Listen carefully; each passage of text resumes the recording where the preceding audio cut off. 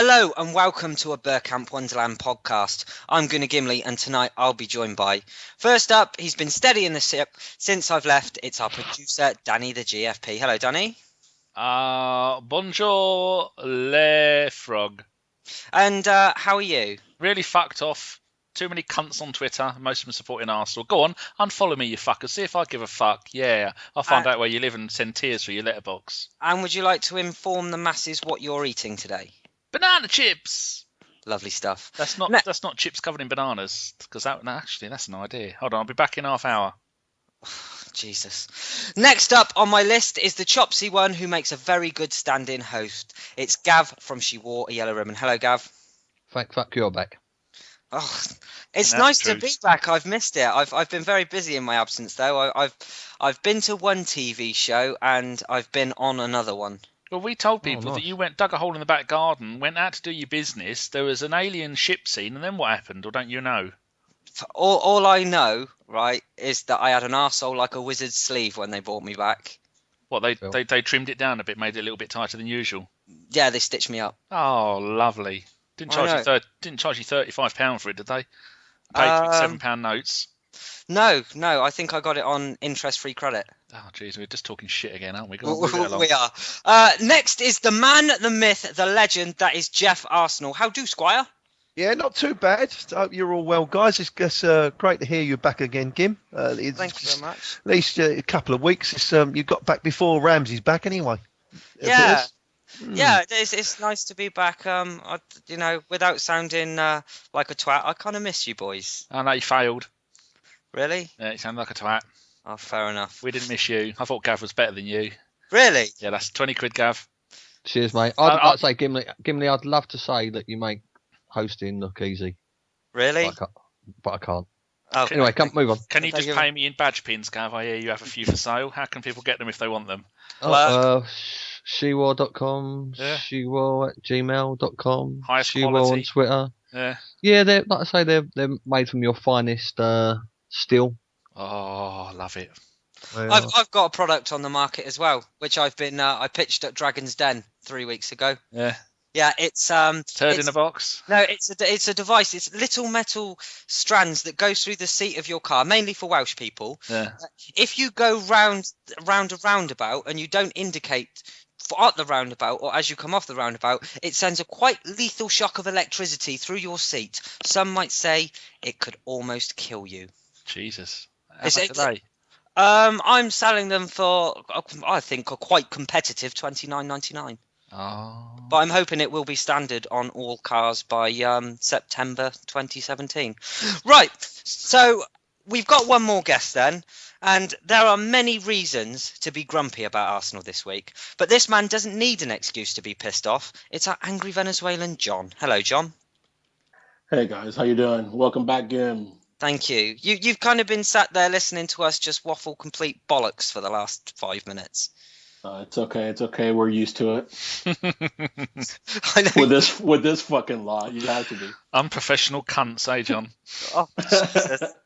There goes the C-bomb. At least we don't sound like we're doing it from a toilet. No, that's true. We've got two games to talk about this week, but before we do, let's over to Danny, who's got all the scores from across the board. Okay, right. These I've tried to put these in some kind of chronological order, because we've not done these for about 100 years. So the most important one was in the Youth Champions League semi-final first leg, Barcelona 4, Arsenal 2. Now, I watched that in HD on Eurosports, and it was a very good game. It makes it sound like we got mashed, but we didn't. They scored 2 late goals, and Gnabry was awesome in that game. And I think we had a left-back playing in that game. I'm thinking Maitland Miles. I don't know why. It probably wasn't him. He played and, showed some good players there. But they have a bloke playing for them called, I think, Traore. Fucking hell, he looked different quality, as Geoff would say. Right, then the under-21s. We beat West Ham 5-3. Unbelievable. Akpom got a hat-trick. Olsen and Ansah also scored a goal.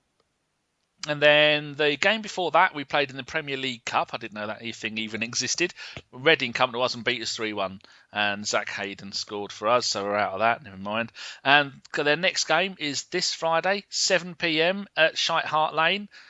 going to go there, give them a hammering. I think I've mentioned last time, tickets are only a £5, so go along, support the boys. Remember, if you see them, tell them we said hello. Is it an FA Youth Cup game, Danny? No, I think it's the Premier League. Oh, okay. I haven't wrote down which competition it is. No, I don't think it is the FA Youth Cup, because we just beat Everton in that, didn't we? Beat them some goals more than what they scored, because I can't remember. Anyway, the under-21s, they had an astounding win as well. They beat Leicester 5-0. Iwobi got one, Hines 2, Jeb got one, and unpronounceable Mavididdid got one as well. And the game before that, lost 1-0 away at Norwich, and their next game is this Saturday, 1 p.m. kickoff away at Blackburn Rovers up into Grim North. And the ladies finally play there after the long Champions League break. They play their next game this Sunday, 2 p.m. at home, and it's against Birmingham City Ladies in the Champions League. Now, we're going to beat them home and away, and then we will probably get Wolfsburg in the next round, who beat us about 7 or 8-0 in the other two legs, and that will be a good game. But Wolfsburg or Barcelona are going to win the Women's Champions League. So there you go. That's all she wrote. Fantastic. The first of two matches this week is our 6-0 away loss to Chelsea. Now, I know, Geoff, you're always quite positive, so let's see if you can try and draw any positives out of this, please. Can't. It's not. I don't think there's a positive to take from that game. To be honest with you, I think the manager made a mistake in the way he set the team up. I think he made a mistake in team selection. I personally, I don't think that Cazorla, against these big teams, physical teams, I don't think Cazorla's really up for starting. I think we should have played 2 proper defensive midfield players in there. I mean, we just got obliterated, didn't we? It was like Liverpool and the Manchester City game all over again. We haven't seemed to have learned anything. But you know, once you send the team out like that, like I said before, I do think that, you know, we conceded early again. It's about the players that are on the pitch. Someone with the experience of Mikel Arteta should have got them all together, kept the group, kept the shape for the next 15 or 20 minutes. Don't concede any more goals and then move on. But they didn't. The fullbacks kept on bombing on, and they were just picking holes in us all over the pitch. And every single goal was an individual error. They seem to be creeping back in again now, the individual errors, unfortunately. And we were just terrible, mate. I don't know what you think about the situation, Gav. I bet you've got plenty to say about it. I think you've kind of stolen my thunder there, really, mate, to be honest with you. I just agree with everything you said there. It was the setup of the team was wrong. The motivation of the team was wrong. The tactics of the team was wrong.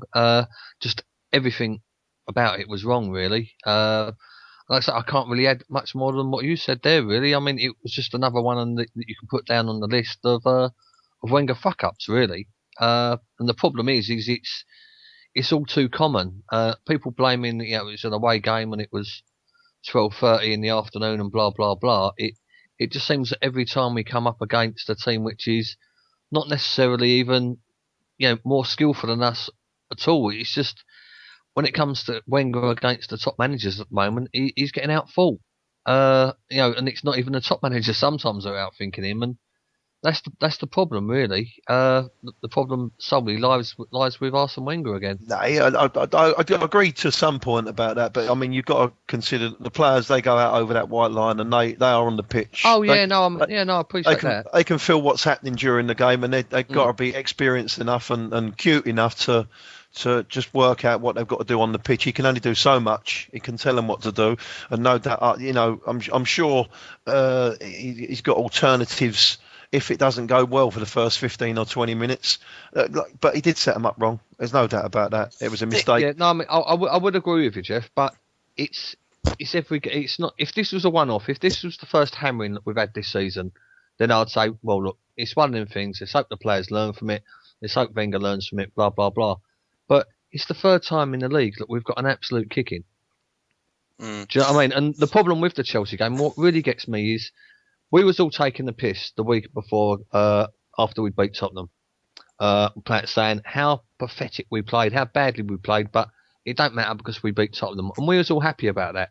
The problem was Wenger went out and put exactly the same team, with exactly the same lineup, with exactly the same tactics against a superior Chelsea team. Now, didn't he learn anything against Tottenham? The fact that, you know, Chamberlain in the middle, and that lineup was just not working. So that's what gets me really, is the fact that, you know, he just didn't even learn from the game the week before.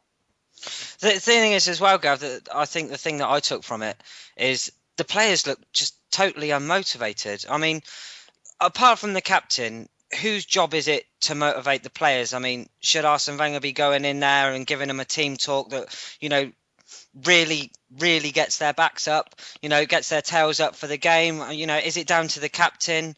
You know, John, what do you think? What do you think on that?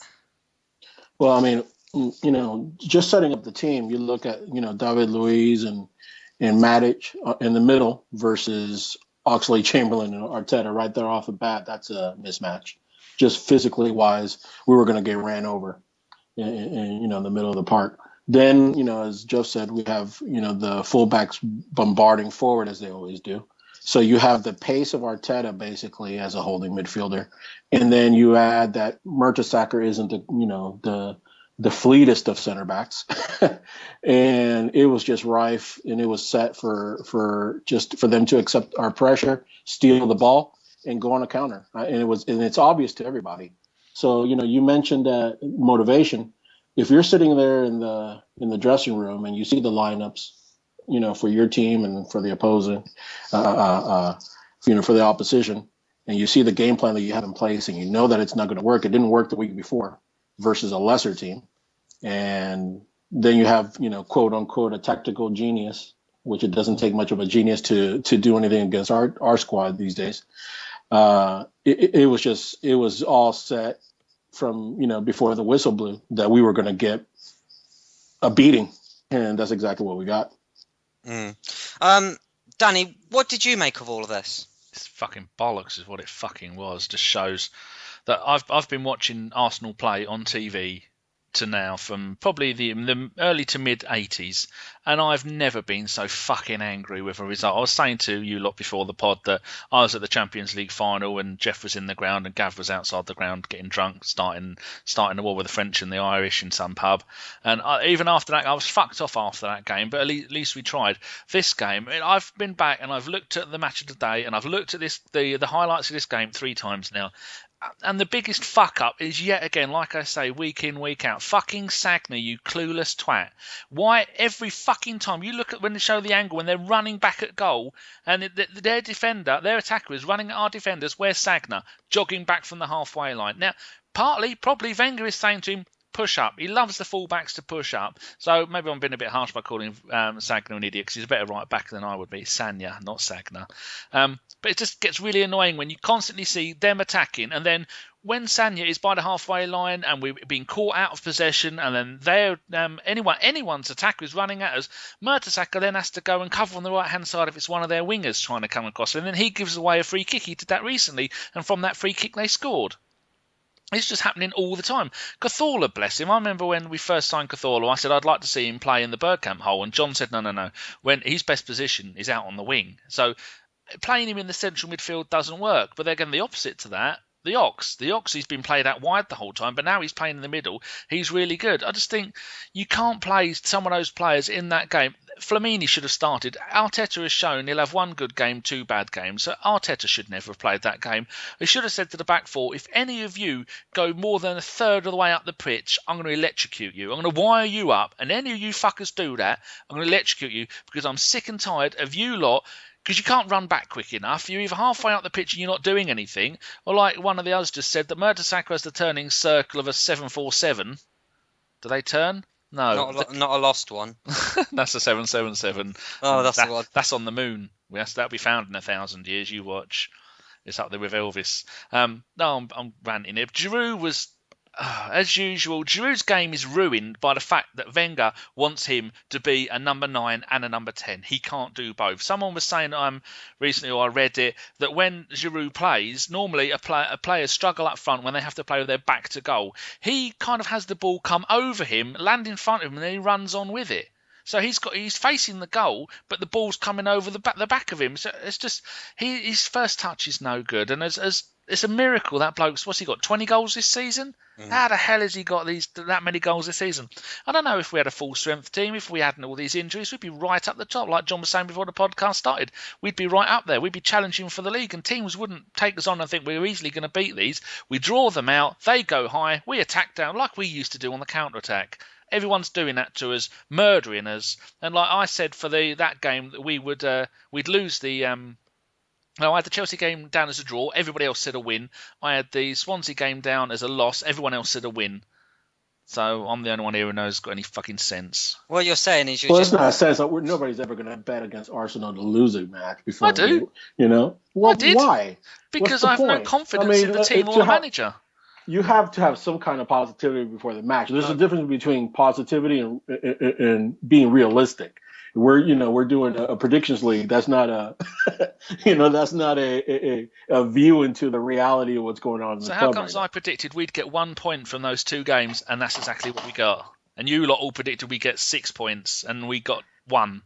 I think like Gav said earlier in the season, nobody's ever going to sit here and predict an Arsenal loss. I do. Just for a predictions league. Me and Gimli have done it quite a few times this season, and we've been right. Barcelona, Bayern Munich, I said we'd fucking lose there. So did I. And Chelsea in the Cup. Yeah, I say that one as well. Regularly. It's just too many Arsenal fans will go. Turncoats. Yeah, exactly. No, there's a difference between thinking we haven't got what it takes with a fuck squad, with a manager who's losing the plot, and a team that have no confidence in themselves when it comes to a big game. There's a difference between that and going, no, Arsenal are going to lose. I always want Arsenal to win every single game, no matter what. But I can just see beyond the rose-tinted glasses of, if I think we're going to win, then we're going to win. No, I'd also never bet on Arsenal to lose. I'm the only one out of you lot that put 25 quid on us to do the double. I'm going to fucking sue someone. You lot are going to have a whip round and pay me back. You fucking wasted your money there. Yeah, no, I think there's too many of our fans that are over-optimistic and they just fail to be realists sometimes. You can say deluded. I'm sure they know what you mean. No, because deluded is that shit up the road, and we're not like them. Some of us are. Some of them are. No. There's some people on Twitter that are downright fucking just delusional. They're delusional beyond, repair. And with no actual facts to back up their own statements. You say, go on then, why am I like some you ask them, okay, well, you ask him about a Wenger decision. Well, he's done it right so many times. Not everybody can be right 100% of the time. Last time I checked, 8-2 last year, 4-0 against Milan, 6-3 this year, 5-1, 6-0. It's it goes beyond being quote unquote in context. As somebody told me on Twitter this week, all those losses are in context. Yeah, that we got our ass whooped. That it was we got tactically outwitted. That we got out hustled. That we got out talented. I mean, any other the context is that we have. I mean, Gimli said before the pod, there was our away matches against the top 4 in the last 5 years. Yeah. 15 played, 1 win, 1 draw, 13 losses, 42 conceded. I think that's fucking context enough. Thing is that I think, John, that there are some Arsenal fans that if Arsene Wenger played Szczesny up front, they go oh, why did he play Szczesny up front? Their answer would be, well, Thierry Henry wasn't a striker when he came in. And it's like, fuck's sake, open your eyes. Or hashtag one Arsene Wenger. Yeah, there's only one. Thank fuck. Did you just looking at a little few stats here? Bottom team, the worst team in the Premier League is going to be Fulham, isn't it? Rock bottom of the Premier League, going down like a dirty hole on a 2-for-1 special weekend. Away at Man City, they lost 5-0.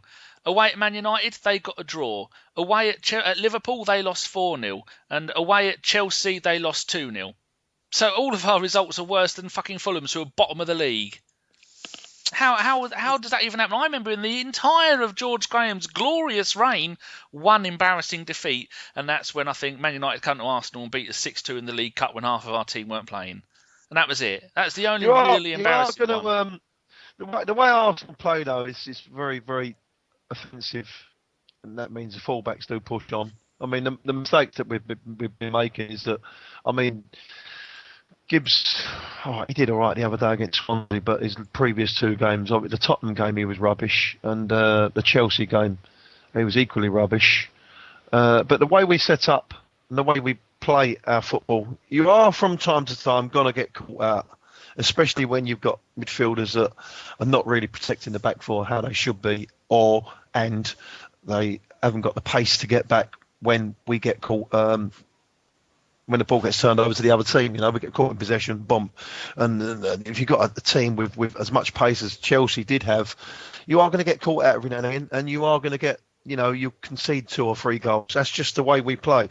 The law of averages says once you get another couple of quality players in that can sense that, because it's all about, you pay the money, you get the quality players in, and they can sense the danger better than the players that we've got on the pitch at the moment. And once you get those quality players in, your game will be better. You won't concede as many goals, and we'll slowly move up the league and hopefully get onto championships. But the thing that I see is this, though, Geoff, is that consistently over the last 5 or 6 years, whether it be out of necessity, stubbornness, or whatever it may be, when we had Cesc, Song, Nasri, Arshavin, Judas, and Theo up front, we were scoring goals, and that wasn't the issue. The issue was always our defensive midfield, our left back with Clichy, our center backs. Now we have a better understanding defensively, and then now the problem is still our defensive midfield. I'm a great champion of.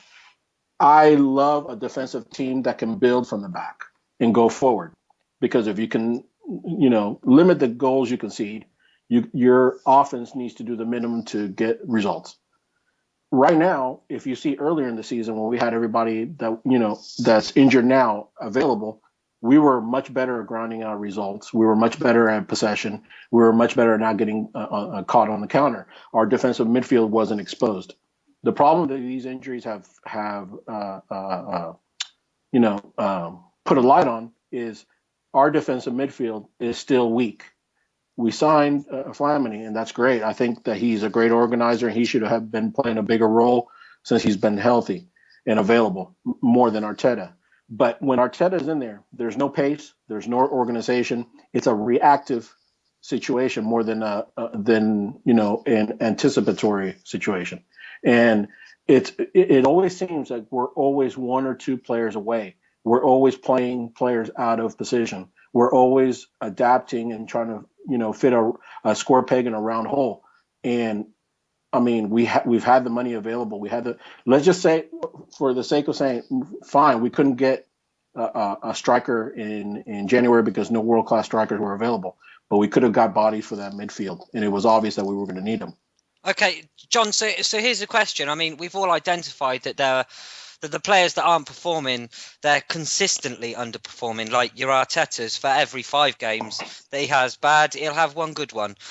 So you're looking that he's not getting a new contract, is he? I can't remember who said that. Was it you, John? Well, it was reported that he has 1 year left, and then that he won't be offered a new contract. I mean, he turned 32 this week.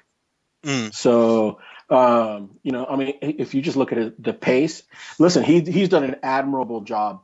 He's been asked to plug a hole, and he did so, taking less money to sign with us when he did. He came in, he's a leader. He's a leader in the dressing room. He takes responsibility for his mistakes. He tries to, take a burden for the team, but at the same time, he's an attacking midfielder asking to play a defensive midfielder. That's unfair to him. He's in a no-win situation. And who's in charge of that decision? Done well. Yeah, he's done very well. I mean, at the end of the day, I mean, he was a panic buy. Do you know what I mean? Absolutely. You can't say anywhere. Look, he was. So, I mean, he come in when Cesc went, and he was a panic buy. It was like the last 48 hours of the transfer window. He was targeted because we couldn't get anybody else. So for a panic buy, he's done well. But he's like, as you said, John, he's not a defensive midfielder. He never has been. He never will be. He's too slow, and like I say, he's done well for what it was. But like, again, it was a cheap buy at the time, and that's the problem. But Gav, and you are the perfect person to ask this question to. If you, like I started to say to John, if you replace these players that are underperforming on a gamely basis, how much do you have to spend to make this team competitive? And part B of the question is, do you trust Arsene Wenger to spend that money? Okay, well, listen. I was going to say, just defensive midfield alone, Gustavo, Capoue, and Villa. Any one of those three would have done the job that Arteta is doing now. And they're younger, they're more physical, they're faster. More capable. Just on that alone, and they're true defensive midfielders, Kondogbia as well. I mean, you're looking at anywhere from 8 to 15 million pounds, and you have a body in that position that's naturally plays that position and can do the job without having to sacrifice an attacking option. I mean, do you remember Arteta attacking and his passing and everything in his Everton days? That's something that we're lacking right now. That he could be playing that 10 role right now while we have Ramsey and Ozil and all these players. And then that doesn't necessarily mean that Cazorla can come inside and get out bullied during these big matches. He could play out in his natural position, which is left wing. So, I mean, it just all comes down to just, decisions that, we're not privy to, but that I think are obvious. But do you also think, Danny, and we'll go back to you, do you think we're missing like a real nasty bastard of a player? Well, kind of like your Patrick Vieira, who wouldn't be scared to stick the boot in. Dennis Bergkamp, who when he got stuck in, he had fire in his belly, kind of thing. I don't think Flamini gives that to us in the way that we'd like. I think he picks up the morale, and he's a fighter, he's a battler, but I don't think he's nasty to that extent. Danny, do you think that that's what we're lacking in the midfield? Fucking sure as hell is. I mean, Plavin, Arteta playing that role for 2 years has ruined his career. He is going to go out. He's going to leave the club probably in the summer, and then he's going to struggle to find a club because he's had 3 years of not showing what he can do. And John summed it up perfectly by saying he should be playing in that Ozil position behind Giroud, because then he'll spend the last few games of his Arsenal career showing what a great player he was for Everton. He was right out there with Cahill. They bossed that Everton midfield, and that's what made Everton such a great team back then. And the player we could have had, I know he gets forward a lot, is Yaya Toure, and people go, oh, he didn't have a work permit. Yes, so's Joel Campbell. You get one eventually, buy him, get him out on loan. Do you know this season in the Premier League alone, Yaya has got 17 goals. Is there a nastier bastard playing in the Premier League than Yaya? No. I don't think but I think that's a misnomer. Yaya is physical in the sense that he's great going forward. Covering in space and playing defensively is where he's weak. He's a big guy. He's very physical. He's great going forward, but he's not a defensive midfielder in the traditional sense of Vieira. Yeah, but back in the day, I think you're being a bit harsh on Arteta, mate. Honestly, I think he's done a fantastic job for us since the time I don't think he's done a bad job. He's done good. I think that he's done exceptionally well for what he's been asked to do, considering what he did before. Yeah, but he's not good enough to get. He's not good enough to get in our team as a number 10. We've got better players in that field, mate. Plus, he's getting old. No. But I'm saying now, for example, right now. Ozil's injured. Cazorla is having to come in and play that position, that sort of thing. What I'm saying is he should be a backup 10, a third choice 10 instead of playing a defensive, our first choice defensive midfielder. We have an attacking midfielder as our first choice defensive midfielder. And for me, that sums up our situation at the moment. I just think Father Time caught up with him, mate. It's as simple as that. It catches up with everybody at the end of the day. You can see he's a little bit weary now. He gets caught, and once we get caught in position and he's up the pitch a little bit, then, there's a great big gaping hole behind us. He's got to be a little bit more cuter. He's also a victim of the system that we have in place right now that we never change, that we don't change for no matter who we're facing. No matter what the situation, no matter what the injuries, no matter who's available. The Cesc formation. When you're subjected to both a position change and a system that's that has no flexibility, you're left with a good player looking less than what he really is. Thing is, though, John, I've seen it many times this season where it looks like the whole of our midfield, it looks like Arsene Wenger's just gone on and gone, right, go out there and just play your game. It's not like they have any orders. They're just wayward. Do you know what I mean? I mean, look, what do you expect? One game, Ox is playing right wing. The next game, he's being asked to play, center mid. The next game, he's being asked to play defensive midfielder. The next game, he's being asked to play center and a little bit of left wing. I mean, I'm sorry. I can understand during the course of the match interchanging roles, that sort of thing, because they have the ability to do so. But to find consistency, you're always going to have to need, a run of matches in a certain position.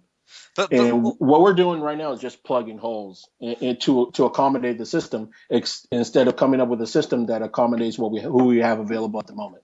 And I think that the other thing that's worrying from my point of view is when we had Cesc Fabregas, he played very much a free role within the team. When he went over to Barcelona, I think he went on record as saying, it's nice to be at Barcelona where I have a designated role. And I mean, we're talking 3 or 4 years down the line from that, and it doesn't seem like anything's changed. Didn't he also say that he's learnt more in 2 months about defending than he did in his entire time at Arsenal? Some quote like that, it's not verbatim. No, but I think Arteta has done really well, and thanks Arteta. You've ruined your career by playing in a position that you shouldn't be playing in, and you've sacrificed your career for the sake of the club. And it's just poor bloke. Just think, if he'd have played the whole time in that number 10 role, he could have done. He could have done wonders at that club. He's got the experience. He's never off on international duty because although he's from. He started his career at Barcelona. Spain aren't interested in him, so he's getting rest. So it's just a shame that he couldn't be the same player for us that he was for Everton. No. And before we move on, then the last thing I want to do is, after the Chelsea game, the club released an email which basically said that the fans to be calm and that the players were very disappointed. Gav, I presume you got that email, and Geoff? Don't bother reading them, mate. Okay. I'm honest. Geoff? I didn't read it. To be honest with you, I had a little bit of a media blackout, apart from the Twitter for a little while. It's just I didn't watch the game, the replay of it. I've got a Twitter question about that game that's quite relevant. If you want me to ask it. Of course you can. Oh, it's very kind of you. Now, whereabouts was it? Here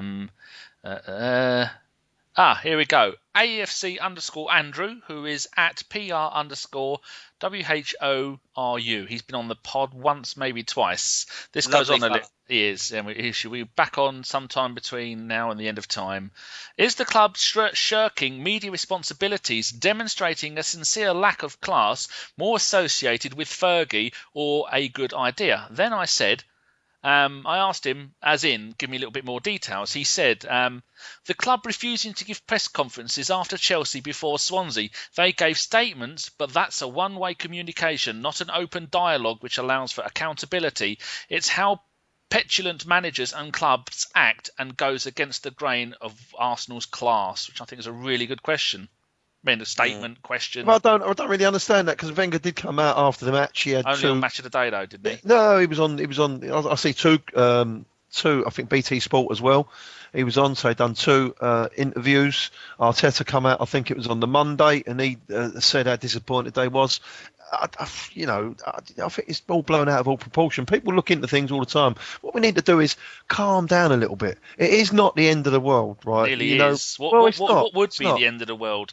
We've now had our record loss home and away in the Premier League and the League Cup. While we've been at Ashburton, are all to Chelsea. What could be worse than 6-0 away at Chelsea? There isn't much worse. I agree, but it's so it nearly is the end of the fucking world. No, I've got my bags packed. I'm off. No, it's not. We're still in the top 4 at the moment. We've got an FA semi-final coming up, and hopefully we can get through that and we'll be into the cup final. Yeah. It really is not. Fifth in the league. It's not to the end of the world, mate. Believe me. There's a lot of teams that are below us that are in a much worse position and would swap with us tomorrow. Well, I'm telling you that once we play Everton, we've got to play Man City next. They'll beat us. They'll humiliate us. Then we play Everton at Everton, which is, if we get a point out of that, we're lucky. And then I reckon we'll lose both those games, and then we'll be in 5th place and Everton will be 4th. And I'm not even going to think of where that lot from N17 are going to be. We're on a downward spiral. This is the worst capitulation of the team in a season I can remember. We're in the form table. We are 11th, behind the likes of Hull and fucking West Ham. and it's only going to get worse because there's so many injuries. Refusal to play players in there. What few players he has, he's spinning plates. I do feel for the bloke. He's not doing it. He's not sitting there and going, "How shall I fuck it up this week?" But he's too proud. Yeah, well, he's too proud, or whatever it is, to take any kind of. Oh, I don't know. I mean, he's the manager, I'm not. But it just gets so annoying when we all go, you play Flamini in the games where you need somebody in midfield to stop. You stop pushing up all the time when you're away. After those 2 away games where we just got mullered because we kept pushing up straight away, even the commentators are going, I can't believe they're doing the same thing. They're pushing up from the beginning. I think that the one thing that struck me about that Chelsea game was how dejected he looked on the sidelines. I mean, he looked a man that had no plan B, C, D or E. I mean, he didn't know if he was coming or going. Right, we'll move on then to another great result, which was Tuesday night's 2-2 draw at home to Swansea. Now, the email we spoke about in the last segment called for fans not to worry. Should we be worried after this game, Gav? No, not really. We should be worried in general, really, because we're talking exactly the same now as what we would be talking last year, the year before, the year before, the year before that, and nothing's going to change. Do you know what I mean? We're going to have a good start, a little dip, around November, December, and then maybe a good sort of January, February, and then it all goes to shit again. And that's what will continue to happen. Hopefully, and like I say, the only hope really for this season is when it does come to the Wigan game in the semi that. The players can motivate themselves to put everything into it and not feel too much pressure on. But with regards to drawing at Swansea, I mean, apart from the fact that if we lose to Man City and lose against Everton, then Everton are right up our coattails for our 4th place trophy. That's the only thing to worry about, really. But the league's gone. Do you know what I mean? So really, the way I look at it at the moment, if we can scrape a few wins, I don't really give a fuck where we finish in the league at the moment, as long as it's above Tottenham. I don't care if we're 5th, fucking 6th or 7th, as long as Tottenham are one place behind us. The whole season really is now just down to the greatest cup competition in the world. So, like I say, hopefully these millionaire players, if they can't get motivated by the manager, and obviously it seems very clear at the moment that. After all the media lockdown and Wenger saying they're not allowed to go on social media either, or whether it's Wenger or the club, but they banned players from social media as well for a while. And you've got to hope that if they can't get up for playing for Wenger anymore, that they'll get up and play for us, the fans, the people that are paying their wages. Definitely. I mean, you got to look at silver linings, John. Chalstrom's debut didn't go too badly at all, did it? Well, I mean, he's a veteran player. When we signed him, aside from the injury debacle, I thought it was a good signing. He's better at free kicks than anybody we have at the club. He's a veteran player. He knows what he's doing. He can play that Arteta role, what Arteta used to play, which was that in between 10 and midfield role. He looked good for all that, all the shtick that he's gotten since he was signed. It was just a shame that we gave up that that late goal. But I think that's been something that before or mid-season, earlier in the season, we were scraping by with accepting all that pressure late on. And I think the recent results and the attitude of the club just it just went negative this time, against us. I think this same match earlier in the season, we would have gotten away with 2-1 and everybody would have been like, well, that's a championship effort. And now it's been cast more as what it is, which is a club that used to play beautiful football, scraping by with wins on grit, and we just didn't have enough grit this time. I mean, to coin a phrase... I've got another bad result. Sorry, boys, to turn it even down. FK's playing tonight in the Curry's FIFA Cup competition for sports formation, and he's just lost in the semi-final to George Bird, the fellow that does all the youth blogs about all the youth team. Oh, George, very nice bloke. Hopefully, he said he'll come on the pod sometime. I think they're doing that in the...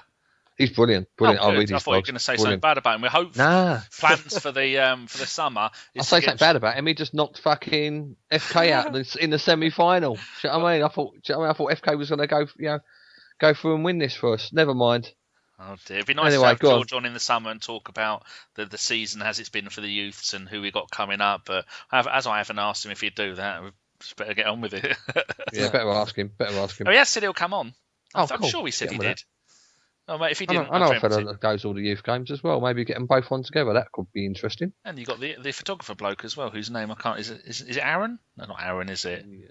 No, Kieran, you cheeky quadruple hooded shitbag. You should actually try and get all three of them on at the same time, because they can give us an insight to just where all this money for the youth's going, and why Wenger hasn't actually brought through any of his own youth players apart from Jack since he's been at the club. I've asked Jamie Sanderson if he'd like to come on the show as well. He did, and some of you might be familiar with the Young Guns app on your smartphone devices. He was actually the maker of that. He follows Arsenal youth to the detail. Very, very good guest. I'd love to hear him speak about the Arsenal youth system on this on the show. Yes. So let's hope that comes off. But we'll get back to the task in hand, which was the sorry about that. Then. No, that's all right, Gav. And we'll go to Geoff then. Geoff, did we deserve to draw that game? Did we deserve to win it? What do you make? I just think it was just a catastrophe. It resembled the Birmingham City Carling Cup final disaster. First goal very early. I think it was an error again by Tommy Vermaelen, because the first rule of thumb as the centre half is you've got to get your body in. And you can't give a man a free header, especially a powerful bloke like, what was his name again? Boney, that's right. Big, strong boy. And it's not like Boney is a basketball player either, is he? I had him down as first goal scorer in the WhatsApp group. Thank you, ladies. We didn't get out to the ball in the first place. The boy put a lovely ball in, lovely left-footed crossing. But you got to get across him. You got to get tight to him, and you don't give him a free header. Even if the man's going to win the ball in the air, you got to be all over him. So he don't get a clean header, and he did get a clean header. Boom, Szczesny had no chance. We're 1-0 down. Again, it was a lack of concentration from Tommy Vermaelen, and that is the reason why he can't play every single week, because his concentration is, he's just not at it. As simple as that. It was clear. I mean, then we had that fantastic minute when we scored 2 goals, and that's all everything was. We had all the play. We wasn't creating a lot, but we had all the play, passing side to side. I think the 6-0 defeat had affected us because we wasn't as sharp as what we had done in the past.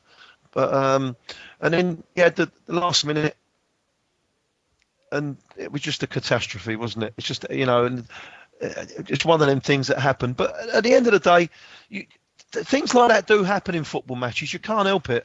It's just one of them things that happens, and you can't. Well, it happened to everybody, mate. It happened, Man City, they got beat by Wigan the other week. That's not the most, though, Geoff. Yeah. Well, maybe it is a catastrophe. It did happen, right? It's just one of those things. You got to get on with it. It's as simple as that. But you can't all this outcry every single time, and it's ridiculous. You got to get behind the team, right, and move on to the next game. You can't worry about it too much. No, I agree completely with you there, Geoff. I mean, about the outcry every time that there's a bad result, or we get completely humiliated. The problem is it's been going on for too long. It's not a new thing. Geoff. We've been top of the league all season, mate. The fixture list was so kind to us, mate. We've lost. We haven't beaten any of the teams above us in the league.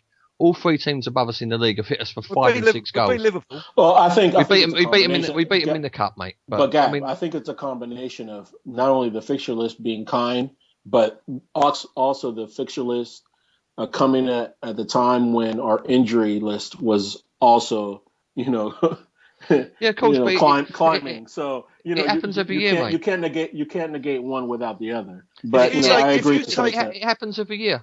Yeah, but if you take 4 players, 4 key players that we have lost out of any of those top 3 teams, right? they'd be toast, mate. The same as us. Don't worry about that. Man United have no feel one it. fucking left. Well, they're not above us anyway. They're down below us, aren't they? I But mean, Liverpool. You can't go on like we're the only team that gets injuries, mate. The reason why you have a squad and the reason why it's a squad game these days is because players get injured. Do you know what I mean? Wenger must have known at the start of the season that Wilshire's not going to last the whole season. He knew before the transfer deadline in January that Theo was going to be out for the rest of the year. We told him. He's gone. I mean, the only thing that we can actually have any sort of be grateful for really is, even though Giroud's form's dropping more than his fucking pants does these days, right? He hasn't got injured. If Giroud had got injured, we would have been well fucked. Do you know what I mean? It's just the whole setup, mate. And I'm fed up with people apologising or making excuses. The problem is he's the man in charge. But God, what I think is funny though is that if you look at our team, where we're actually have the most amount of players available is in a midfield, and that's exactly where we've had the most amount of injuries. We have, if you do the numbers, 27 players available. If you really look at it, when everybody's healthy, you have a Rosicky that doesn't get into a team. You have various players that you have on the bench that are now starting. You have a problem there in midfield, but that's exactly where we've been hit, and where we thought we were going to have an issue, which was striker. He hasn't got injured all year. Yeah, has he had his issues off the pitch? With form at times, sure, but where we thought we were light, he ended up coming through the season okay. And where we thought that we had a surplus, we were actually having a deficiency. So, I think it's, it's a question of, could we have reinforced? Yes, we could have, and we should have.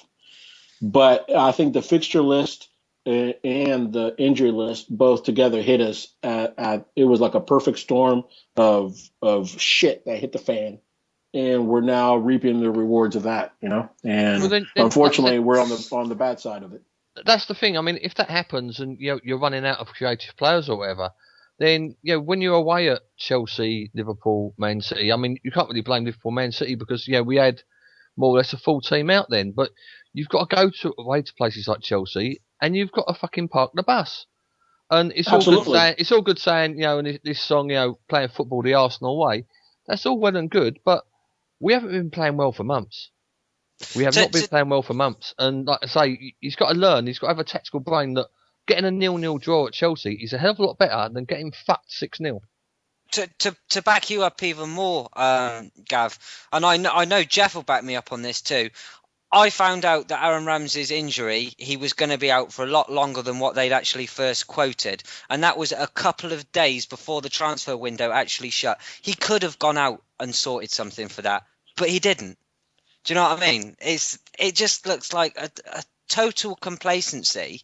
And I think his eyes were firmly placed on the summer rather than in the winter. And I think that he said, we're top of the league. We can hang on and finish top 4. We can make a run at one of these cups, and then in summer I'll bring people in. But it's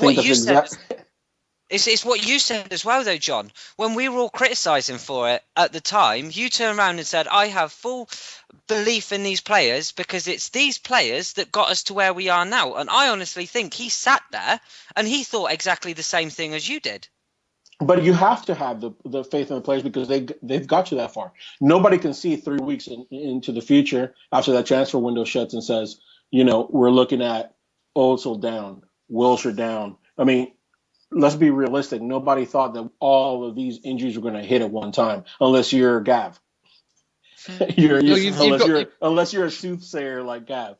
I mean, how many midfield players can you have? You know what I mean? It's unfortunate we had 4 or 5 midfield players at the same time. We play 5 every game, so you've got to have at least 10 in the squad. When they come back, he doesn't rest them. He just plays them over and over. I mean, like some of the games Ozil has played. It's just, didn't he play like some against the shit teams that we had? He should have been rested. He's playing that, and he's playing Germany, getting used to a new system. When he was playing in Spain, he only played like 3/4 of an hour. No, what's that? 45 minutes? No, that's not right, is it? 3/4 of the game. He very rarely did he play the entire game, and we were just like everyone, all those cunts who write for the papers and those cunts on Twitter are going, "Oh, Ozil's shit. Ozil's that." Yeah, since Ozil's been out, what have we done? We fucking turned to shit. He was okay, Gav, you said that we should have 10 or 11 players, right? Well, Santi. like I said, but hold on, 2 seconds. Santi, Theo, Poldi, Nabry, Ox, Ozil, Jack, Rambo, Rosicky, Flamini, Arteta. That's 11 players. Okay, how many natural wide players have we got out of them? 4. Really? Yeah, 4. Well, who you Santi, consider Theo, an out winger? Santi is a left winger. Poldi is a left winger. Gnabry. Theo, well, yeah, he is. But Danny can tell you about Podolski. There's 2 Podolskis. You got the German international Podolski, and you got the league player Podolski. For us, he's been most effective. German on the left international. wing. Okay, how many players have we got in that midfield with any pace? How many strikers? With any pace? Aaron, that's it really. Poldi, no. Theo, that's it. Theo's pace. the only one with real pace. He's the only one with real pace. Also has pace. Rosicky's got pace. Don't worry about that. Rosicky has pace. Rambo has pace. Nabry has pace. Ox has pace. That's the point. Like I say, my point was we've got too many of the similar type players.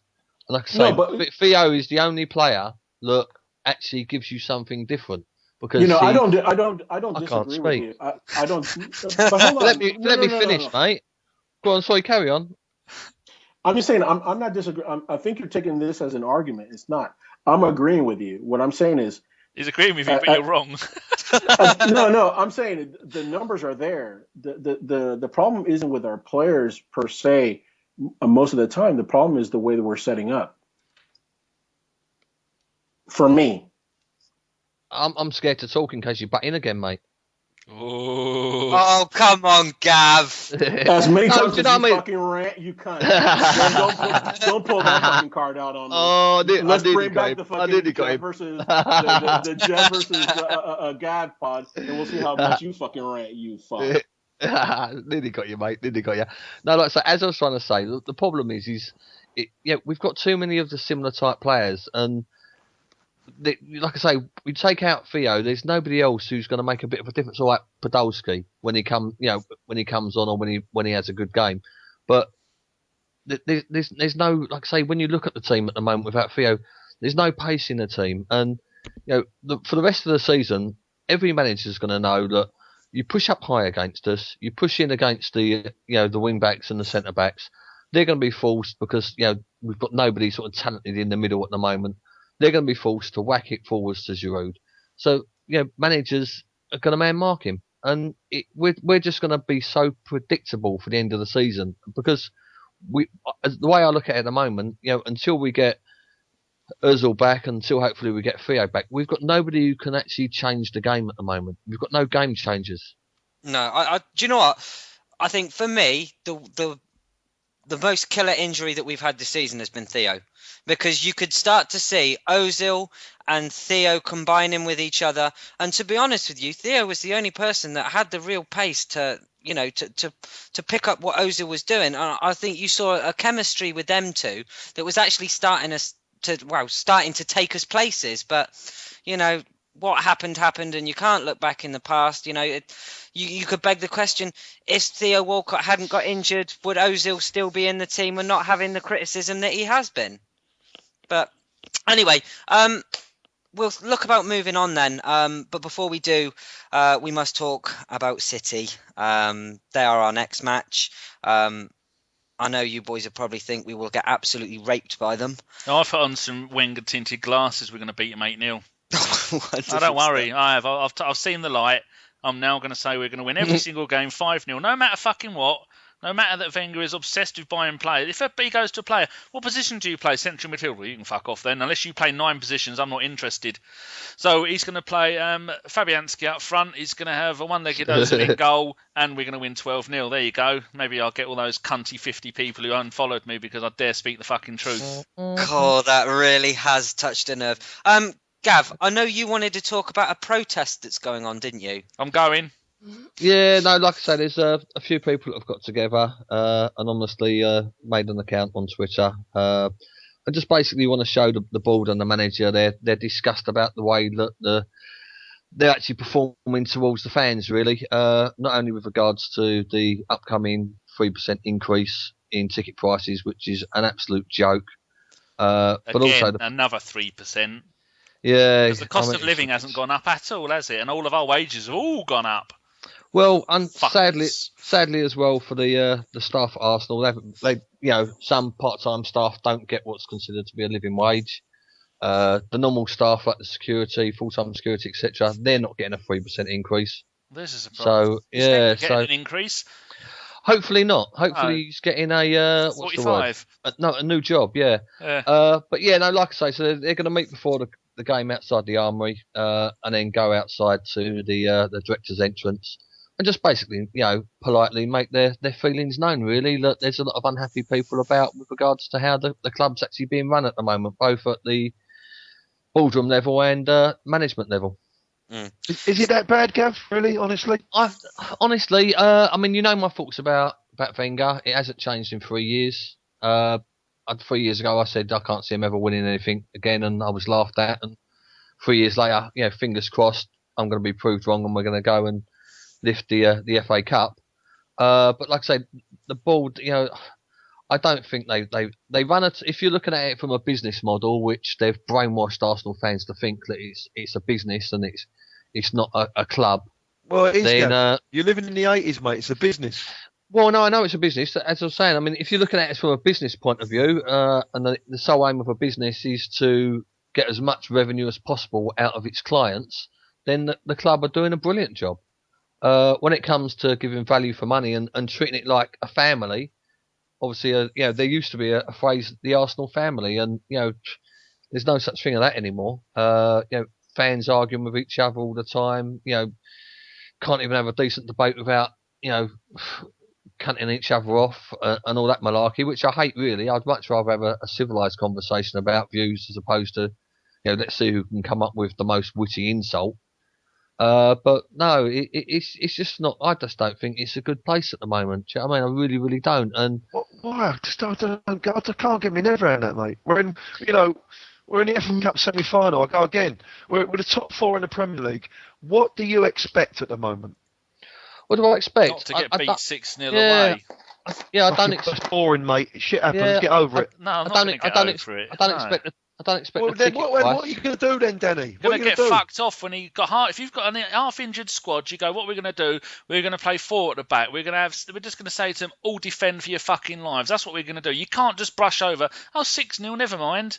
It was bad enough. At least when we lost 6-3 to Man City, that could have ended 5-5 or 4-4. That was one of the best games this season. But that 6-0 was a complete and utter. Other managers have been sacked for less than that. But you can't even say we were in that game. From the first minute to the last minute, we weren't in that game at all. And by the time Geoff, I have a question. I have a question for Geoff. Okay, I personally think that we'll go to the final of the FA Cup. But let's just say that we go and we get beat by Wigan in the semis. And then we go and we lose to City and Everton and we finish fifth. Knowing the funds that he had available in the summer and in January, and knowing these defeats to City, to Liverpool, to Chelsea, and God knows what's going to happen this Saturday or Sunday, how would you rate this season compared to others where, at least we made a run in the final 10 matches in the last 2 years? What if we get beat 6-0 at home? Well, what would it take for you, Geoff, to go, that's it, this isn't getting any better? Someone just asked on Twitter, what would it take for Geoff to go, no more? Would it take a 5-0, a 6-0, a 7-0 at home? It's not one game. It's not one game that's just gonna change my mind today, to be honest with you. It is over a season. We've still got 5 weeks of the season to go yet. We could still technically, mathematically, win the league. Oh, Geoff! No, wait a minute.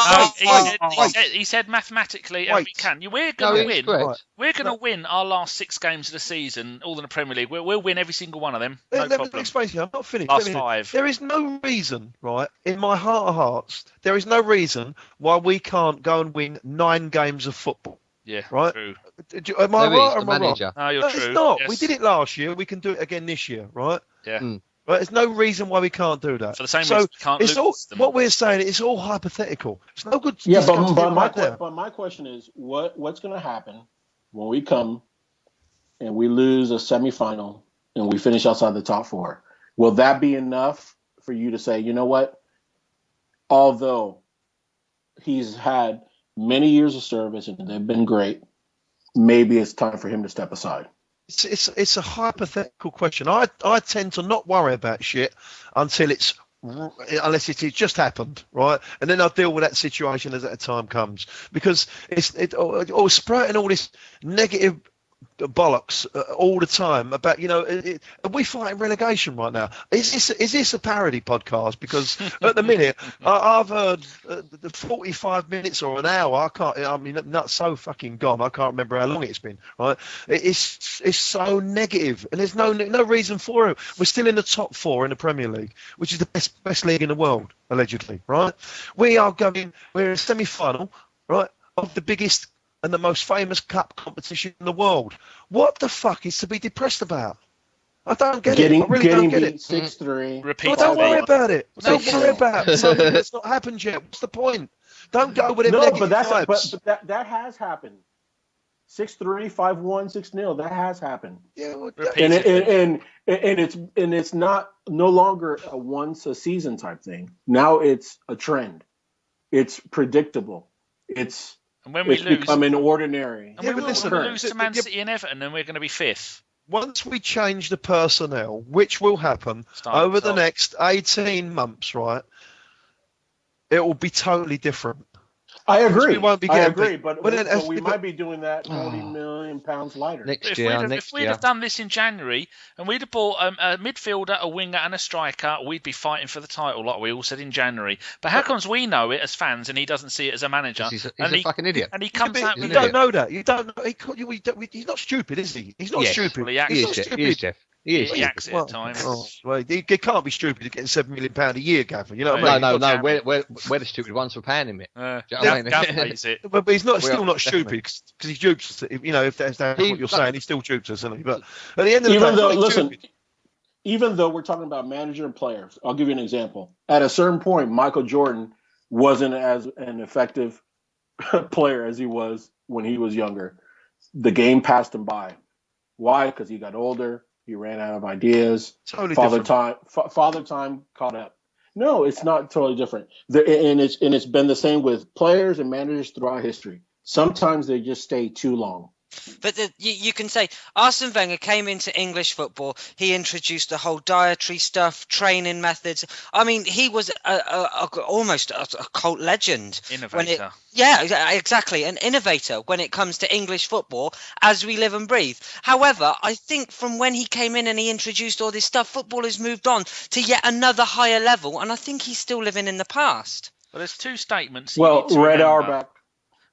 Just before you say that, John, two statements you need to remember about Wenger. When he got the job, he said, if I do not win one trophy a season, I am not doing my job. And then there's also that other thing that people say, if you don't win anything in 5 years, you change the squad or you change the manager. Now, we're about to double that, and he's gone 9 years without a trophy. But the landscape has changed, Danny. That's the reason why. Blame everybody but Wenger. Blame everybody but the man in charge, mate. Well, no, you've got to look at the facts of the matter. I agree with you. Arsene Wenger, let me finish. Yeah. He's got £120 million to spend, and he hasn't spent it. Now, hold on a minute. Dereliction of duty, mate. That's now. That was in January. Spurs just spent 120 million. That's done them. Do you know what I mean? That's them, mate. That's what Wenger's not doing. That's what Wenger's not doing. To them. Well, you've got to. You want to compare. We're even beginning to sound like him, mate. Do you know what I mean? Next year. That's what they've been saying for years. Manchester City, Chelsea, and Manchester United have consistently spent Liverpool £120 million. They can run a loss of £120 million with regard to transfers. Arsene Wenger over the last 6 or 7 years has had to make £30 million. You've got to take everything into consideration. He hasn't had to make any money for about 3 years, mate. No, he has. When did this £120 million in the bank? When did that turn up? Did we get it all between August and January this year? The money's been slowly building, mate. The money's been slowly building for 3 years. Like I say, let me just get this point out and then I'll leave it to you. He could have quite easily bought a player for £30 million for the last 4 transfer windows and we'd actually still be in the red with regards to the money. Okay, let me answer that question, right? There's no one to buy. Go on. No, 1 minute. Let me finish. Mm. He couldn't pay the £30 million for a particular player at that particular time, because he would have had to put him on £150,000 or £130,000 a week to compete with Chelsea and City and whoever. Right? The reason why he couldn't do that because there was parity clauses in the contracts of some of the other lads who was at the club. Now, if he comes in at £130,000 or £140,000 a week, everyone else in on the door, well, I want my 130, and that's 5 or 6 of the squad players that we had at the time. Now, we couldn't sustain that at the time. It changed last summer when we secured the 5 British lads on their contracts. We brought in 2 or 3 players, Podolski, Mertesacker, and the other kid. Right? We brought in them players. They're on contracts. It's a different setup now, right? But we couldn't play that money back then. We can now. Different. It's totally different, and that's the reason why we couldn't pay that money. It's just another excuse for his failure, mate. It's Do you not know what I a mean? fact, Gav. It's a fact. He's not Okay, stupid. fact. So basically you're saying that over the last 9 years, the reason why we haven't won anything is because Wenger hasn't been able to source players that he could afford to play.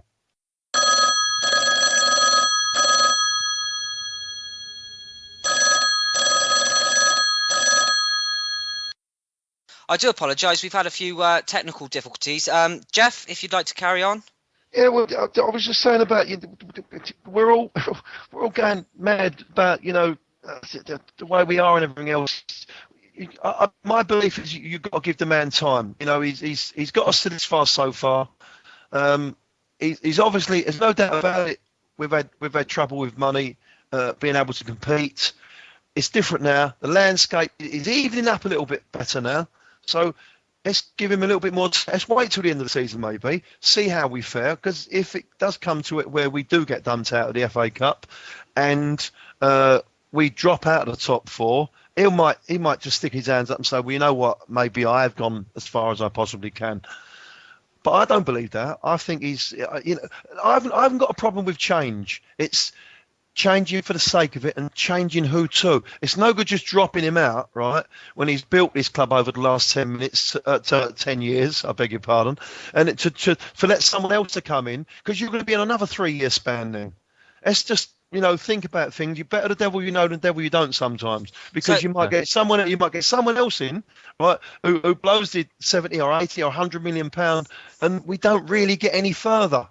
But who's to say he won't? Let's go out trying, Geoff. Do you know what I mean? The thing is the club aren't doing the best that they can. Do you know what I mean? When they've got this amount of money that's stacked away, when we've clearly haven't got the squad good enough to challenge, when they're not trying their best, it's like saying, it's like a supporter going to a game and thinking, well, I might sing for the first half, but I don't think I'll bother for the second half. They don't. Do you know what I mean? Fans want to sing the whole game. Well, some of them do.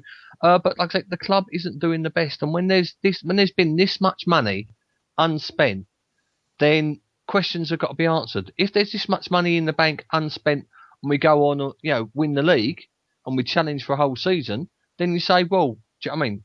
The manager's done well there. He could have spent more. He didn't, because he was happy. He had the best team that he could assemble. But that's not the case. About if he goes and spends £100 million, right? Well, I hope Wenger don't, to be honest with you. Whoever. Say someone else comes in and they spend £100 million. Yep. And then Manchester City go and spend £200 million. Yep. So we're not really going to be anywhere, surely. That's a very simplistic way. That's a very simplistic way of putting it, mate. Do you know what I mean? Well, that's what's happened. Liverpool stuffed us at their place. Liverpool haven't been in the Champions League for the last 6 years. You're bringing this Liverpool out all the time. I don't get. They've got Suarez. They've won it, mate. They've won the Champions League. We ain't. Yeah, but that's years ago, mate. Listen, but we're talking about. They won it the year we won a trophy last. Yeah, I know that, but that was a bit of a fluke, wasn't it? The Champions League is a cup competition. When's the last time they won the league? That's the real test. Well, we know that. But the thing is they're they're in for a fighting chance of winning it this year. Yeah, but they are, because they're not playing in European football. My point was on the money, Geoff. They've spent less than us. Their wage bill is less than us. So if you're going to continue bleat on about, whoever's got the most money wins, then we might as well pack up and go home. No, of course not. What you've got to do is like Everton do, where Everton spend every single available money and they give every single available penny to the manager and they expect him to spend it. which is what Martinez has done and what Thingy done beforehand. And what Moyes. we're not Moyles, yeah. Which, What they want? Moyles. What they want? Chris Moyles. What they want? That's their secret. The point is No, hold on a minute. it's Hold not on a minute. necessarily down to money. It's down to the manager in charge of the team. And at the moment, like I say, we've got a manager who's underspending the money. So you're saying he's not trying to compete. How can you say that? If you, that's the thing. That's really, I just get so pissed off with the fact that you want to take it down the line, which is all about the money. It's not about the money. £70 million on one It's not player about the last money. year. It's not about the money when we get turned over by Villa. It's not about the money when we draw at home with Swansea. It's not about the money when we go out to the FA Cup and the cups to Blackburn and who was the other Bradford. That's not about. I know shit happens, mate. But to say, well, we can't compete with how much they're going to spend. So I tell you what, let's just stockpile the money and not spend it. If they don't want to spend the money, right? Take the money, take fucking 3% and take that 6% off ticket prices. It's a game of football. If they don't want to spend the money, instead of being Tottenham at home being 62 going up to 65 quid next year, take it back to what it was a couple of years ago when it was only 42 quid a year. Gav's if they're saying not going you to can't spend have the it money, both ways. Don't keep milking us dry and then not spending it. You can't do both. If they want the money to compete, then that's fair enough. But if they want the money just to chuck it in a bank so it looks pretty, and so Ivan's bonus is fucking bigger because he's got a bigger bank balance, that's absolute bollocks. And like I say, that's the problem really. So you say he's not spending the money? Accountants. Well, he's not. There's 120 million in the bank, mate. Of course, he ain't fucking spending it. Well, there is now, yes, but he's only had that since last summer, Gav. And So when did this 120 million magically appear, Geoff? Well, it's been slowly building up, mate. No, 3 years ago we had £70 million. Right? But I told you about the parity clauses. There's a reason at the time. It's different now. We can go and spend the £42 million. Listen, I'm an ardent Wenger, right? Listen to me. There's no way in the world I would have imagined Wenger goes and spends £30 million on a player. And they might have had £42 million. It's different now. We need time. We just got to wait. There's not a lot we can do about it. He couldn't. We're not that club that we can go and spend £30 million on 4 or 5 players. The players got it right, and he will get it right. It takes time. These players are not readily available all the time. It's as simple as that. But the thing is, though, Geoff, what you're trying to say, right? I mean, if we go. Oh, all right. Here's the question. How many years down the line, say, worst case scenario, we get dumped out the FA Cup by Wigan, could feasibly happen. How many years do you go down the line without a trophy and still support the manager? It's fine saying that things are blossoming off the pitch, but fans, they care about what's going on the pitch. Believe it or not, I honestly believe that the manager, if he gets to that stage, he'll pull the plug on himself. He's an honourable man. And if he thinks, like I said to you, if he thinks he's taken Arsenal as far as he can possibly take them, or that the tipping point has now tipped over where 75% of the fans want him gone, and he thinks he's not appreciated anymore, he'll walk. I don't think he's here to just reap everybody of their money. I don't think that's his game, mate. Because he not can his get game. That's Stan's game. Well, we don't really see. We go into these comments and stuff about the club, but no one knows fuck all what they're doing, mate. It's all money in the bank. That's what we know.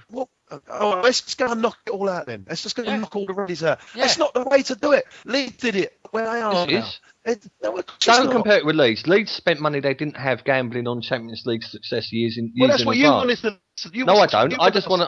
I want us to spend the money we've got, Geoff, not spend the money we haven't got. That's we when will you spend fuck the money up. we've got. No. I mean, we've got, and we're getting an extra. I mean, we was talking about this whilst you was having technical difficulties. Starting next year, we've got an extra £60 million. Look, we didn't have to begin of this year from the Emirates deal and from the Puma deal because Emirates and Nike haven't really given us any money because of the front-loaded deals with the ground in the first place. We've also got increased TV money by 30 million. So, starting next year, we're going to have 90 million pound on top of what we normally get. So that's 200. So exactly. So why didn't, in that theory, and going back to your, don't spend the money you haven't got, we could have quite easily spent that in advance. Even if we don't get Champions League this year, right? Next season, the club will still earn more money. Even without Champions League football, the actual bottom line figure of how much the club gross will go up. So, like I say, when does it end, Geoff? When do they stop taking our money and start paying it on players? And if it's the money, if it's the board that won't give us the money, then bad on them for fucking ripping fans off by fucking increasing prices. You know if for it's a fact, Wenger that won't spend the money, fuck him off and get somebody who will. you know for a fact that that the club bid £40 million and £1 Luis Suarez last year. You know for a fact that we bought Mesut Ozil for £42 million. Do you think we would have bought both? Yeah, I do, definitely. Absolutely nailed on. But you don't think if Luis Suarez was available now for £50 million, he wouldn't buy him? To be honest with you, mate, the way Wenger behaves these days, mate, I wouldn't put anything past him. We got Diaby, we don't need Suarez. Yeah, Diaby's back on April the 1st. I mean, and we got Sonogo. But, Geoff, if Arsenal started spending the money that we've got and then started changing his tactics, playing players in the right position, I'd be straight back on it. I decided to be... I've just had enough of Wenger when we were 4-0 down and he changed nothing. That's when I went, OK, I've reached my limit.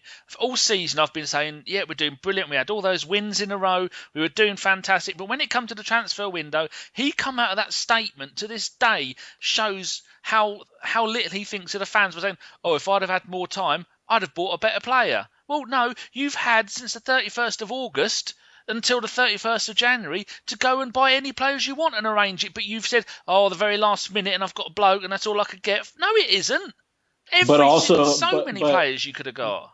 Going beyond that, though, before the start of the summer, Gazzini's coming down and saying we had 70+ million. If we wanted to do a deal for Rooney, we could. Oh, and why shout about that? It's ridiculous. But not only shout about it, but I think the reason they did it was to put the pressure on the one man that makes the decisions. Yeah, I think you're right there. I think you've hit the nail firmly on the head there. That was Ivan Gazidis turning around to Arsene Wenger and gone, right, the fans expect something now, so you have to do something. Hasn't he even said that they've asked Wenger to spend money and he's just not spending it? But yet he's quite happy to go from 6.5 million to 8.5 million on his new contract. I think there was actually something in the Arsene Wenger documentary that was on Sky the other week where he said about spending all the money, and if he doesn't like a player or he has doubts about a player, he won't buy him. There's no punt. Do you know what I mean? But anyway, right, and we all have contrasting emotions tonight, and we all think different things regarding the Wenger saga, whether we want him to stay or whether we want him to go. But I've had quite a good question, which I've told this gent that I will include into the show. Yeah, I was just reading that. That's a good one. I will get all of you to answer it.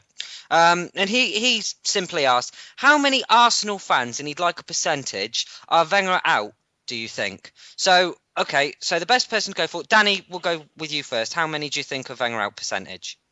Are you saying every single person who says they support Arsenal? Because many of them are fucking clueless. Every Arsenal fan. Well, even FK has recently said in the WhatsApp group, I'm only 99% behind Wenger now. And for FK to drop 1% is meteorical. I reckon it's got to be a good 20%, maybe even a little bit more. And I find it's more people who know more about football than those who just say, I support Arsenal and have never been to a game, know fuck all about. Like someone said to me, you fucking arsehole, if you're so fucking brilliant, what did Wenger do wrong against Swansea? I said, well, he should have played Podolski on the left and he should have had Flamini rather than Arteta. And I'm still waiting for a reply. Sums them up. Yeah. Gav? How many percentage of Arsenal fans are in favour and against? I mean, you can't say. I mean, the BSM are doing their own little survey on that. All I can really go by is who I associate with at games. That's fucking 100% then. Who I speak to. I mean, the people. I mean, I put a thing up on the Facebook page in the week. Who would you like to be the manager of Arsenal coming this summer? Coming, the start of next season. There was 400 replies on it, and I would probably say that out of that 400, Wenger's name was probably mentioned about 20 times. So, I mean, I've got a Facebook page of 15,000 people that constantly, if you put up anything positive about Arsene Wenger, you're gonna get ripped apart, really. Because there's after the game. Geoff, I could put it up. I could put it up any day of the week, and I'd get the same response, mate. We'll do one from the podcast account after this podcast. That's the thing. Like I say, it's all subjective. I mean, what about we get to the cup final? We win the FA Cup. Like I say, we're saying, as in, it doesn't matter how you put it or how you want to word things like that. the thing is when I look at, my Facebook page, when I look at the people I associate with at Arsenal, the people in the pub at Arsenal, I would honestly say, Geoff, out of all the people I consider to be my mates, you and FK are the only ones that actually, think that, well, you, FK, Keno's and Matt are the only ones that are actually in favour of Arsene Wenger. Everybody else that I speak to about Arsenal, everybody wants him out. Everybody wants him gone. So it just baffles me, really. Look, there is actually people in there that still got faith in him. I honestly can't fathom it, because I actually personally, know very, very few people who still want him there. And like I say, I'm not, I know I've got a wide range of people that I meet and go over there with and have done for years, and like I say, there's no one in favour. I could take you down 2 or 3 pubs quite easily before any game. I could take you down 2 or 3 pubs after we've won a game, and it'll be the same response. A good sort of 90 to 95% of people wanting Arsenal to win, obviously, but would rather that we had a change in manager. Geoff, you have a right to reply. Same question goes to you. What percentage of the fans do you think are Arsene Wenger out? Just as like a straw poll on my Twitter, I honestly do believe it's swung now to 60-40 against, i.e. 60% want Wenger gone and 40% don't. I think it's gone over the balance, so to speak, and that's obviously. But when you have 2 or 3 bad results on the screen, you get that, but teams go through bad moments and bad a run of games. It happens. It's football, and you'll get the same. Fans, Man City fans were saying about Mancini last year, during a couple of games. You'll get it all over. It's just what happens, and you just got to get on with it, mate. There's nothing you can do about it now anyway. I don't see what's the point of the negativity right now? Because in all the social network platforms, the players do go on. They see what's going on, and that it's like a pebble in a pond. The journos jump on it. And the whole big thing about it, this uproar that the Arsenal fans want Wenger gone.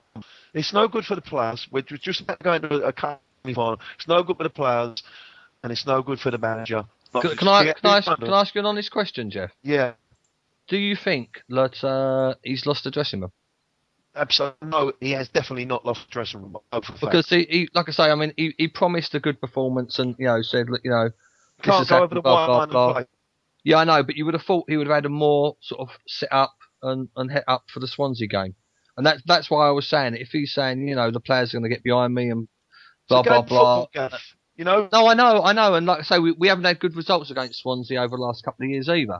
So I mean, I do appreciate that, but like I say, I just think the manner of the performance against Swansea was more worrying than the result, and the manner of our performances this year has been terrible. I don't think we were bad. I really don't think it was. We was a little bit. We didn't create too much. Most of the 7% of the possession, which is a lot of time to have the football. Believe me, we just didn't create that much. But there was really only one team that was going to win it. That was pressing to win it, trying to win it anyway. And we just got caught a sucker goal.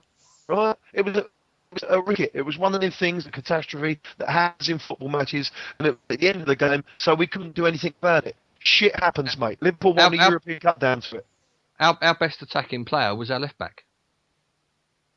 Do you know what I mean? It was just like I say that I just like you've answered my question anyway. But like I say, I don't think that you can get. I don't do anything about that. I don't think you can get the players up. See, the only player that was up for it was a young London lad who was on the pitch. He was the only one who seemed well up for it against Swansea, and maybe that's because he cares more about the club than the others. I don't know. Who knows? But like I say, I don't think Wenger can either. If he hasn't lost everyone and everything, it's a blame game all the time. Every single way.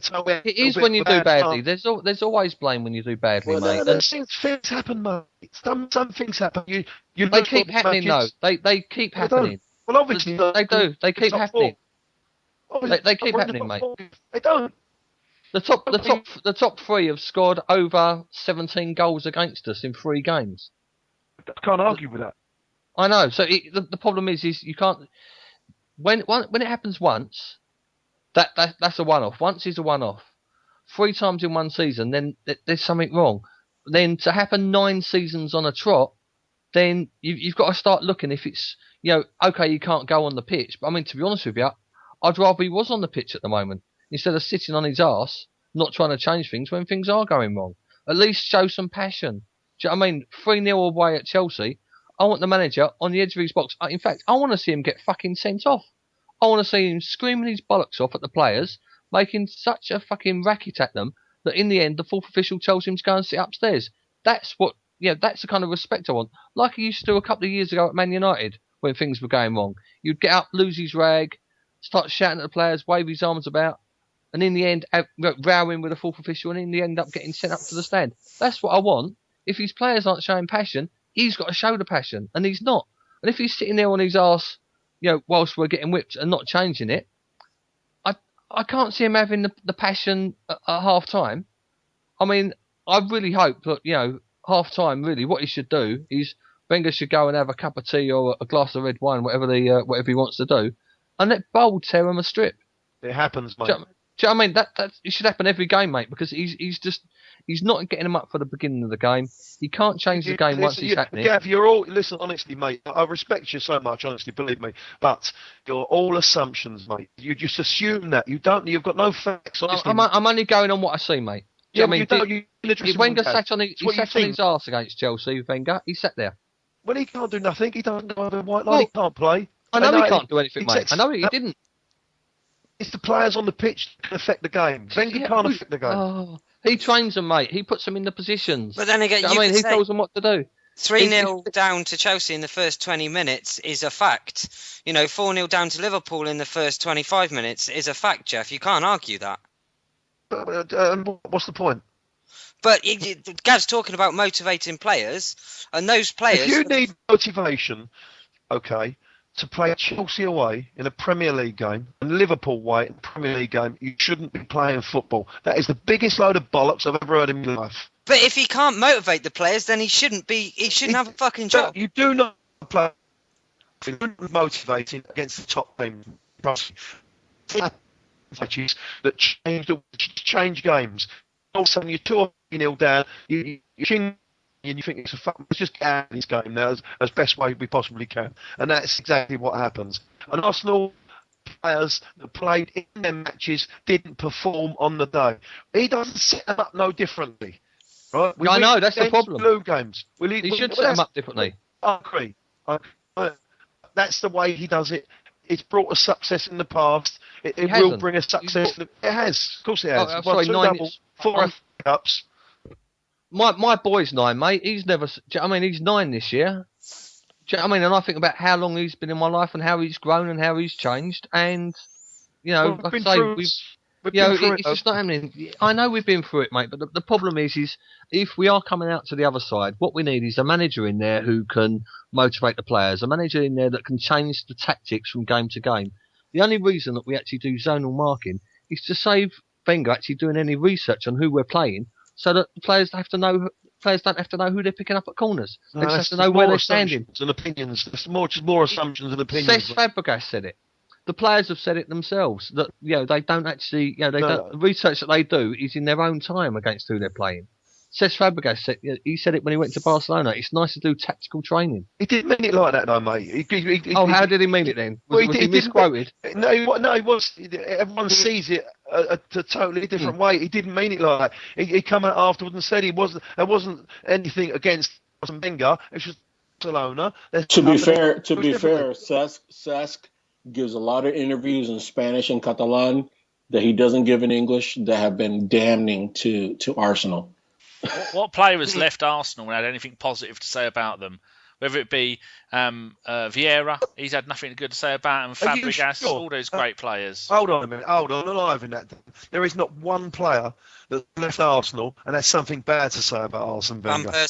They've all not bad about Wenger. Not bad about Wenger, but Fabregas has said that he knew more in the first 6 months of practicing with Xavi and Iniesta about positioning, about his duties as what he needed to do as a player, and how he needed to make his runs and how he needed to play other players in than he did prior to him joining the club.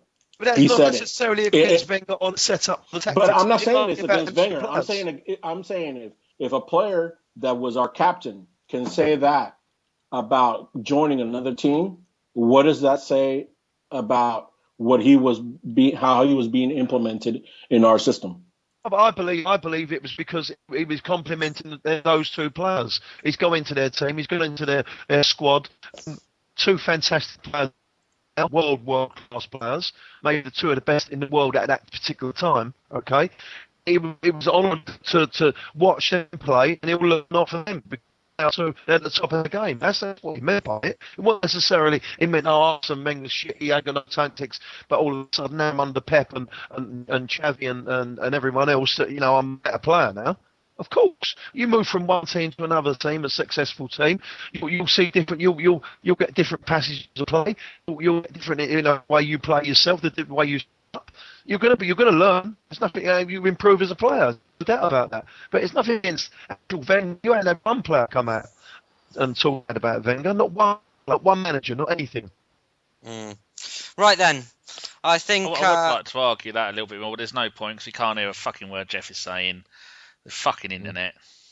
Yeah, but it's a shame because he was talking a load of bollocks as well. It's been a very good debate, and as much as people think we are fiery on here towards each other, and we are very passionate about our views, I can assure you, as soon as that button, the record button, gets pushed, we'll go back to being best of friends again. So which is how it should be. Which is how it should be. I mean, it's good football debate without cutting each other off. I don't think we've been particularly nasty or rude to each other. It's been more fiery than normal, but hey ho, like I said, strong opinions. Before we head off then, we've got the little matter of predictions and shout outs.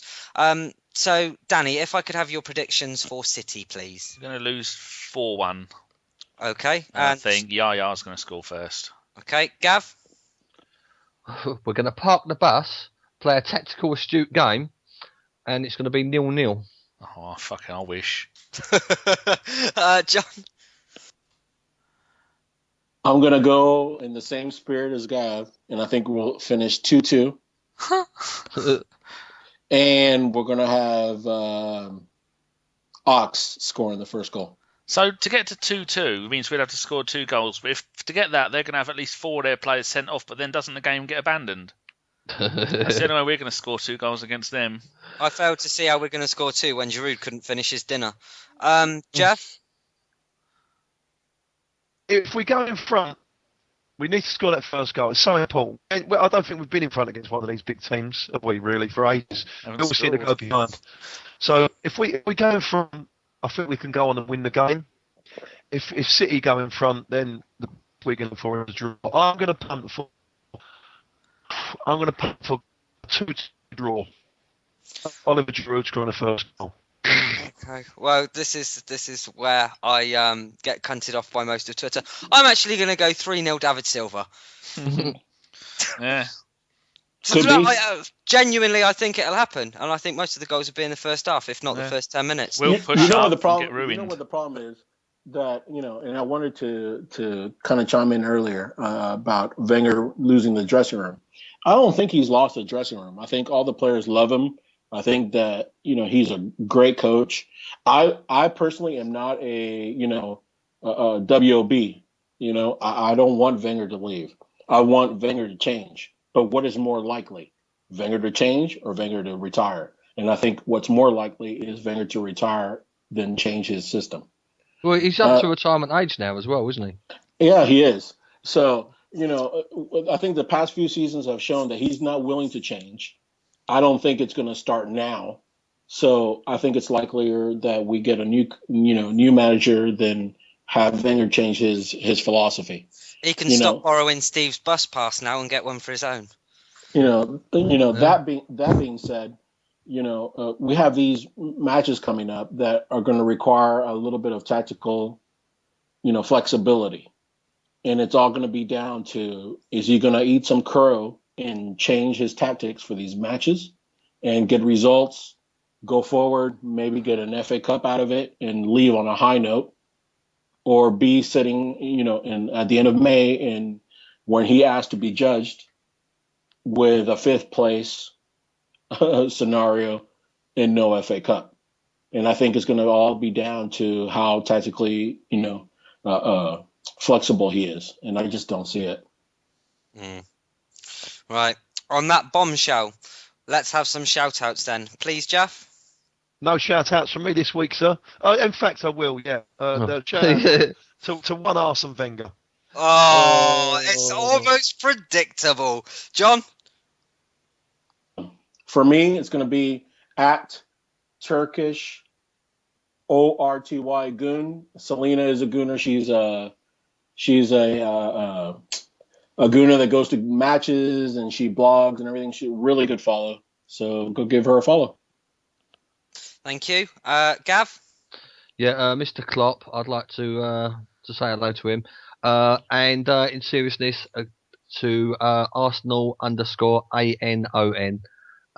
Whoever you are and whoever is responsible for meeting outside the Armoury at 4:30 on the game of the weekend, and have a nice little stroll up to the director's entrance to tell them everybody's feelings, really. Give them a follow on Twitter, and if you're about at the game, go and join them if you feel fit. Sticking up for supporters' rights and basically just fed up with how we're being treated and how things are going at the club. So, like I say, they're all good chaps, I'm informed, and chapesses. Give them a shout and go along and meet them and see what's going on. Exactly. I think it's the perfect opportunity not to go and write in 140 characters and cunt everybody off on Twitter, but to actually show your face, and if you have a problem, air your grievances. Danny? None. Fuck them. They're all cunts. Fantastic. I'm going for my oldest pal, and that is Mark Allen Hyatt. That's MarcAllenHyatt, who's going to be a daddy in the next few weeks. My best wishes to you and your lovely wife Helen, and they've got a little gooner on the way. So, like I said, all the best. All that's left now is to thank Danny, Gav, John, Geoff. It's been a pleasure, fellas. Not always the laughs that we normally have, but we're very sorry about the internet connection. We're going to leave it in rather than take it out because Geoff had some brilliant stuff to say. So we're sorry that it's been shitty connection, but there's nothing we can do because Geoff barely knows how to turn it on, let alone fix a problem. True. For the first half hour, he was speaking into the kettle. And there is a classic one-liner from Gavin there as well. So the problem is that Wenger set up just connection. Something like that. Right, so that was a Bergkamp Wonderland podcast. Thank you very much for listening. It's great to be back. Good night. You know what, Geoff? Go on, mate. The problem is, if it wasn't for the likes of Chelsea and Man City buying up all the high-speed broadband, right, you'd have a decent connection. Oh, that's fucking... I blame them, mate. I totally blame them. Do you know what I mean? It's nothing to do with the fault equipment or user error.